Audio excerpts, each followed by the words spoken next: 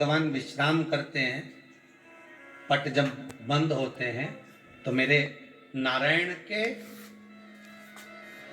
हृदय से बाहर जो लक्ष्मी जी का मंदिर है वहां से लक्ष्मी जी को लाकर हृदय से लगाया जाता है और भगवान को एक कम्मल पूरा घी में उसको लपेट कर पूरे घृत में उसको लगाकर गौ माता के घृत में उसको लगाकर नारायण को भगवान शिव का स्मरण कर लपेटा जाता है।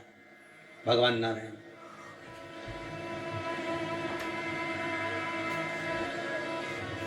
बद्रीनाथ बाबा के मंदिर में दिया घी से भर दिया जाता है, ताले लगा दिए जाते हैं, सब नीचे आ जाते हैं। जब अक्षय तृतीया के समय पर पट खोलते हैं, बाबा का कम्मल घृत से जुड़ा हुआ वैसा की वैसे ही घृत भरा हुआ, घृत में स्थिरता है, घर में घृत के अंदर लक्ष्मी का भाव आ जाता है। हमारे यहाँ हिंदू धर्म में बहुत सुंदर बात कही जाती थी पहले, आजकल जमाने में कहते कि नहीं कहते मालूम नहीं, पर मारवाड़ के अंदर एक रीति थी, घर के अंदर रसोई घर में एक इतनी बड़ी कुल्हड़ होती थी जिसमें घी भरा होता था, छोटी सी चम्मच होती थी, उसमें पूरे घर का घी खाली हो जाए और उस कुल्हड़ का घी खाली नहीं होना चाहिए। नानी भाई का मायरा सुना है आप लोगों ने? अगर नानी भाई का मायरा सुना होगा तो नानी भाई के मायरे में नरसिंह मेहता जी की जो दादी के प्राण छूटे थे वो केवल इसी बात पे छूटे थे। अगर नानी भाई का मायरा सुना होगा तो आपको मालूम होगा, नानी भाई के मायरे में जब नरसिंह मेहता भोजन करने के लिए बैठे तो नरसिंह मेहता की भाभी दुरत गौरी ने कह दिया दादी के सामने, जब दादी बोली क्यों इसकी रोटी में घी नहीं लगा, तो कहा कुल्हड़ का घी समाप्त हो गया, रसोई घर में जो बाटी रखी थी उसका घी समाप्त हो गया। जय कुंवर भाई को चिंता लग गई, आंखों से अश्रु बहने लगे और जय कुंवर भाई नरसिंह मेहता की दादी प्राणों को छोड़ दी कि मेरे रसोई घर का घी समाप्त हो गया, मतलब ये घर अब बर्बाद होने में देरी नहीं लगेगी। नानी भाई का मायरा कहता है दादी के प्राण छूट गए थे, नैनों से नीर बह रहा था, केवल जरा सा संवाद। शास्त्र कहता है घर के रसोई घर में जिस बाटकी से आप रोटी पर घी लगाते उसकी बाटकी में भले आधा चम्मच घी पड़ा और पड़े रहना चाहिए, क्यों? वो लक्ष्मी को घटने नहीं देता। जिस दिन बाटकी मंज जाए, साफ हो जाए, उस दिन उसी दिन उसको धोकर पोंछ कर वापस भर देना चाहिए। अगर बाटकी गंदी हो गई तो आप धो पोछो, मना नहीं है, पर उसको धोने पोछने से पहले कटोरी में घी भर दो, चम्मच रख दो। पर रसोई घर में बाटकी में घी होना चाहिए और उसमें आप डालते रहो और लगाते रहो, रोटी में चलेगा, पर बाटकी का घी समाप्त नहीं होना चाहिए, कुल्हड़ का घी समाप्त नहीं होना चाहिए। वो बरकत है, वो भंडार है, वो संपदा है हमारी।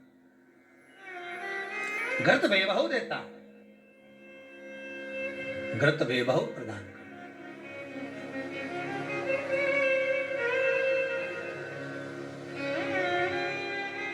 घृत वैभवता देता है। कितना सुंदर कहा है। शंकर भगवान के शिवलिंग पर घृत चढ़ाने के बाद आपने दही चढ़ाया शिव जी को, ठीक है, आपने दूध चढ़ाया, जल चढ़ाया, दही चढ़ाया, शहद चढ़ाया, शक्कर चढ़ाई, मिष्ठान चढ़ाया, जो भी आप शिव जी को चढ़ा रहे हो उसमें से केवल एक पदार्थ, एक वस्तु, घी, शंकर के शिवलिंग पर चढ़ाने के बाद में उसी शिवलिंग का घृत, जहां शिवलिंग रखा हुआ है, शिवलिंग जहां रखा रहता है उस कटी पर उस घृत से हस्त फेर देना चाहिए अपनी मनोकामना कर। जो अभिषेक आपने किया है वो अभिषेक का फल भगवान भोलेनाथ कुछ ही दिन में प्रदान कर देते हैं। मात्र उंगली फेर देने पर घृत पात्र की उंगली, घृत का जो आप अभिषेक कर रहे हो, जल चढ़ा रहे हो, दूध चढ़ा रहे हो, आप पंचामृत सामग्री समर्पित कर रहे हो, आप दुनिया की सारी वस्तु भगवान को दे रहे हो, तो घी चढ़ाते समय जब घी चढ़ जाए, शंकर के शिवलिंग पर घी चढ़ गया, उसकी एक उंगली लेकर शिव मंदिर में जहां शंकर जी पिंडी पर बैठे हैं उस जलाधारी पर जो शिवलिंग रखा हुआ है उसके चारों तरफ उस घृत को लगा देना चाहिए अपनी कामना कर। महाराज शिव उसको स्वीकार करता है। क्यों? शंकर और पार्वती के मिलन स्थल, माता पार्वती की गोद में भगवान शंकर का जो शिवलिंग स्वरूप विराजमान है, हस्त कमल के अंतर्गत जो भगवान विराजमान है, उसका फल चोगना मिल जाए।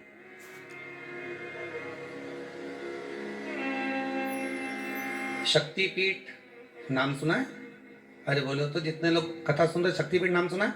शक्तिपीठ का मतलब क्या होता है? जहां पर माता सती के अंग के टुकड़े होकर गिर पड़े, वो शक्तिपीठ के रूप में निर्मित हो गए। तो जितनी भी शक्तिपीठ होती है, उन शक्तिपीठ में आप लड्डू चढ़ाएं, पेड़ा चढ़ाएं, वस्त्र चढ़ाएं, आभूषण चढ़ाएं, सोना चढ़ाएं, चांदी चढ़ाएं, मुद्रा चढ़ाएं, आपकी मर्जी पड़े करोड़ों रुपए चढ़ाएं, मना नहीं है। पर शक्तिपीठ का दर्शन करने जब जाएं तो कम से कम थोड़ा साथ में गाय का घृत, असली घी साथ में लेकर अवश्य जाएं। क्यों? शक्तिपीठ पर भी घी समर्पित करने से मनोकामना पूर्ण हो जाती है। आप आएंगे शक्तिपीठ का दर्शन करके और मनोकामना पूर्ण होना है, मात्र शक्तिपीठ। आप चढ़ाएं वस्तु, ढेर चढ़ाएं, आप सोना चांदी अंबारियों में धन दौलत सब चढ़ाएं, पर साथ में आप चुनरी चढ़ा रहे हैं, साड़ी चढ़ा रहे हैं, घृत भी दीजिए, घृत भी प्रदान।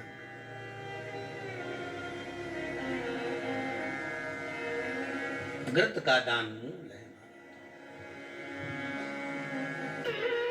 धर्म पत्नी से संतान नहीं, औलाद नहीं, बड़े दुखी है, बड़े दुखी।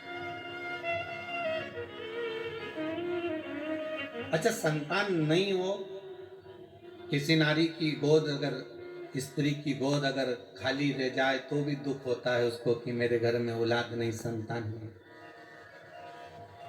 हम कई बार कहे, आज फिर कहते हैं, ये टेस्ट भी बाद में कराना, सारी जांचें बाद में कराना। एक बार शंकर का भजन कर देखना। सब जगह से अगर हार जाओ और सारे रिपोर्ट आपकी आपने सब दूर दिखा ली, तो एक बार शंकर पर भरोसा कर तुम रूपा जी का नाम लेकर सफेद आंकड़े की जड़ को शिव जी पे से रजस्वला धर्म के 7वें दिन 21 बार घुमा लो। नाम गोत्र बोलकर कमर में लाल धागे में बांध लो। पीपल के पत्ते शिव जी को चढ़ाओ, उठाकर लाओ। उस एक पत्ते को रात्रि को गाय के दूध में उकालो और उस दूध को दोनों पति पत्नी पियो। साथ रहिए, समय आएगा, बाबा चाहेगा तो 3 या 4 महीने में गर्भ ठहर ही जाएगा। सारे डॉक्टर को दिखा लिया अपनी जगह, टेस्ट भी करवा लिया अपनी जगह, पर एक बार प्रयोग, और वो विश्वास रखकर करना पड़ेगा। शंकर पर जो भी कार्य कर रहे हो आप, जो उपाय कर रहे हो आप, शिव का स्मरण कर, भगवान पर अगर विश्वास रखोगे, भरोसो दृढ़ इन चरणन कहो, श्री वल्लभ नक्षत्र छटा बिन सब जगह माही अंधेरो। अगर भरोसा है तो शंकर है, और भरोसा नहीं तो शिव कहां से? विश्वास लेकर अगर आए हो तो काम तो होगा। ये लोग काशी से आए हुए हैं, विश्वास लेकर ही तो आए होंगे कि हम जाएंगे शंकर की कथा में तो बाबा कृपा जरूर करेगा। कई लोग यहाँ पर बैठे हुए जो विश्वास लेकर आए हुए हैं, दूर दूर से आए हुए हैं, केवल विश्वास लेकर कि भगवान कृपा करेगा किसी ना किसी रूप में, मुझे विश्वास है कि बाबा मेरी सुनेगा। और फिर कहता हूं, कथा में अगर आपने मन लगा लिया, भले टीवी चैनल के माध्यम से श्रवण कर रहे हो, भले मोबाइल के माध्यम से श्रवण कर रहे हो, भले पंडाल में सुन रहे हो, बाबा से अगर दिल से आपने अगर कह दिया तो 3 महीना बहुत होता है सब कामना पूरी होने के लिए। मेरा बाबा आपको कुछ ना कुछ दे ही देता है, बस आपकी रुचि के अनुसार सुख प्रदान कर ही देता है। आप उस पर विश्वास, भरोसा, भटकना नहीं है हमको, मार्ग से विचलित नहीं होना। कहती है घंटी का नाद, उसको भगवान के लिए बजाते हो कि भगवान तुम भोजन करो, भगवान तुम जा, नहीं। शिव महापुराण की कथा कहती है घंटी का नाद इसलिए करा जाता है कि अपनी बुद्धि को, अपने चित्त को केंद्रित करो भगवान के चरणों की ओर। और जितने घर में सदस्य हैं, घंटी की आवाज को सुनकर अपने विवेक को ये केंद्रित कर लें कि मेरे घर में मेरा लड्डू गोपाल, मेरे घर में मेरा ठाकुर, मेरे घर में मेरा राम, मेरे घर में मेरा दत्त, मेरे घर में मेरा हरि विठल, मेरे घर में मेरा विश्वनाथ, मेरे घर में मेरा सोमनाथ बैठा हुआ है। अपनी बुद्धि को केंद्रित कर लें, अपने विवेक को केंद्रित कर ले, अपने चित्त को केंद्रित कर ले कि यहां मेरा भगवान बैठा है और मुझे मेरी बुद्धि को केंद्रित करना। और मेरी जीजियों से, सूरत के मेरे जीजाओं से निवेदन है, बेटी और बेटाओं से निवेदन है, अगर शंकर जी के मंदिर में जाकर 1 लोटा जल अगर आप चढ़ा रहे हो तो भगवान को धन्यवाद देना। कि मेरे पिछले जन्म के अच्छे कर्म मुझे बाबा तेरा। कोई पूर्व का कोई अच्छा कर्म होगा, कोई पूर्व का अच्छा कर्म होगा जो मुझे बाबा तेरा साथ, मेरी जीजियों से, मेरे जीजाओं से, बेटियों से, बेटाओं से मंजिल तक पहुंचने के लिए पांव की जरूरत होती है और शंकर तक पहुंचने के लिए भाव की जरूरत होती है। मंजिल तक पहुंचना है तो पांव की जरूरत होगी और शंकर तक पहुंचना है, शिव तक पहुंचना है, शंकर से कुछ प्राप्त करना है, झोली पसार कर अपनी झोलियों में खुशियां प्राप्त करना है तो भाव की जरूरत हो, केवल भाव। आप कितने धनपति हैं, कितने करोड़पति हैं, कितने सत्तापति हैं, कितने वैभवपति हैं, कितना आपके पास में वैभव है, कितना धन है, कितनी संपदा है, वो कोई मायना नहीं रखता। आपका भाव कितना है, शंकर जी के प्रति आपका दिल कितना है, भगवान शंकर के प्रति आपका भाव कितना है, वो देखा जाए। और कभी मौका लगे ना तो एक बार सीहोर कुबेरेश्वर धाम रुद्राक्ष महोत्सव में आकर देखिएगा।